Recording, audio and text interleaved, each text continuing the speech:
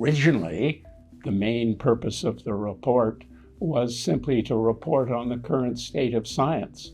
In the subsequent dozen years, we've gone much further than that because we have been able to take on a whole lot of special topics and to dig deeper all the time. The report itself has leveraged the invaluable data provided by the Gallup World Poll, letting us dig much deeper. This year's report is focusing on happiness at different ages, different stages of life. How are people doing? The young, the older populations, and those in between. We're doing that not only in our central data-rich chapter, but in 3 special chapters focusing on different stages of life. One is on children, adolescents, and youth, using several different surveys of school-age children and beyond. Then there's a chapter on dementia and how happiness affects the onset and severity of dementia, and how dementia in turn reduces happiness. The 3rd chapter is our first and welcome chance to look at India, the largest country in the world now in terms of population, but we have never yet had a special chapter on it, so it's quite a balanced package of covering the stages of life. One feature of the report, and especially chapter 2, that attracts a lot of attention is the rankings. Well, where do countries rank?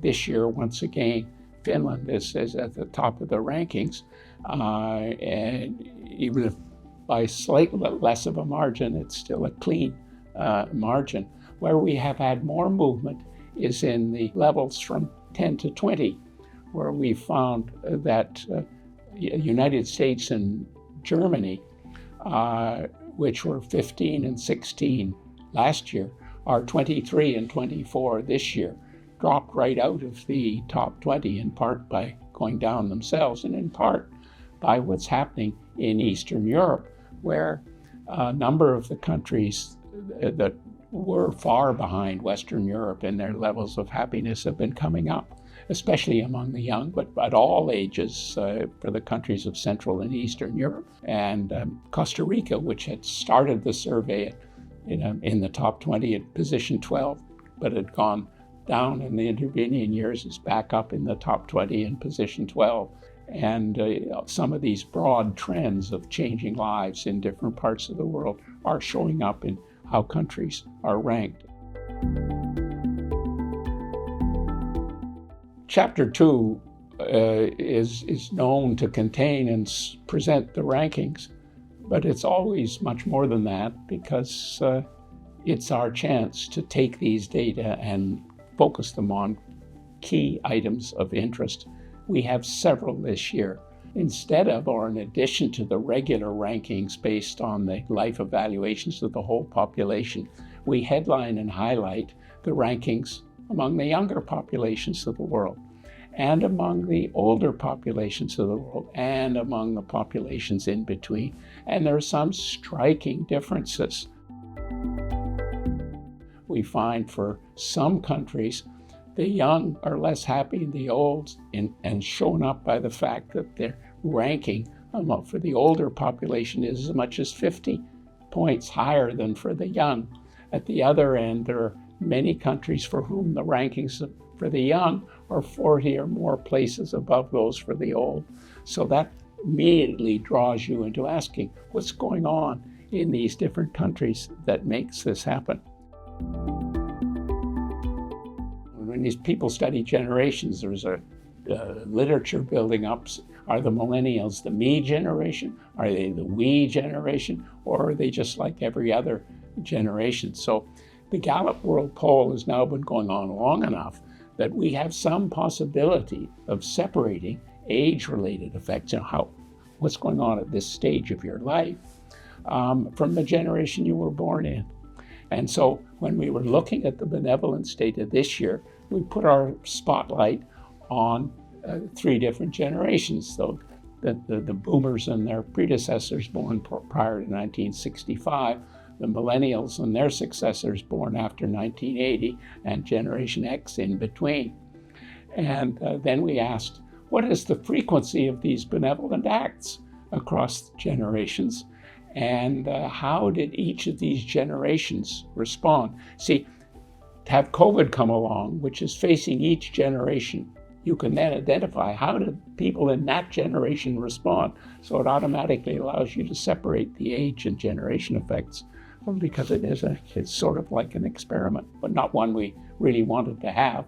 And in fact, we found that all generations stepped up, and it was biggest for the millennials. So it's very reassuring news that, in fact, whatever you may think about and worry about, the kind of pressures that young people are under now, and some things that clearly aren't operating in their interests, their capacity for reaching out and helping others, and their ability to do it, their actually doing it, is at least as good as those of us in previous generations. A continuing element of every year's Chapter 2 is inequality. And as you might guess, we emphasize measuring inequality as inequality of happiness. And we have this 10-point scale that allows us to look. Our countries split, a lot of very happy and a lot of very unhappy, or to what extent are they together? We find out not only that the happiest countries are ones with more equality of happiness, but to live in a country with more equality of happiness makes the average person happier.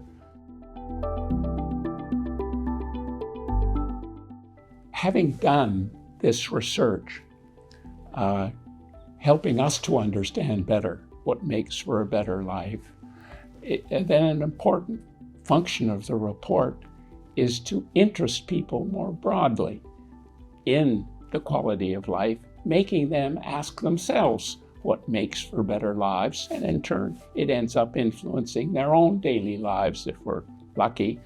But more importantly, from a policy perspective, a citizenry who actively are interested in the quality of life and understand some of the fundamental drivers of it are going to want governments that in fact also take these issues seriously.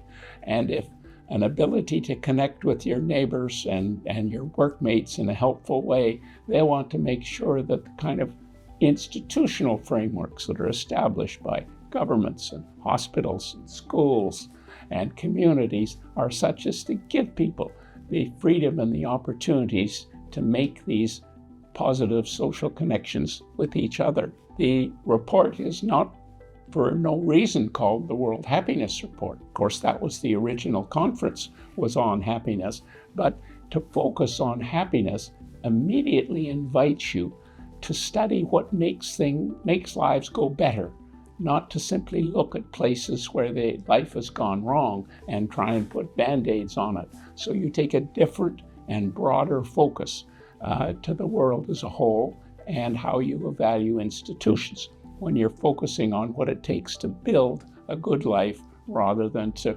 repair the injuries to a bad life.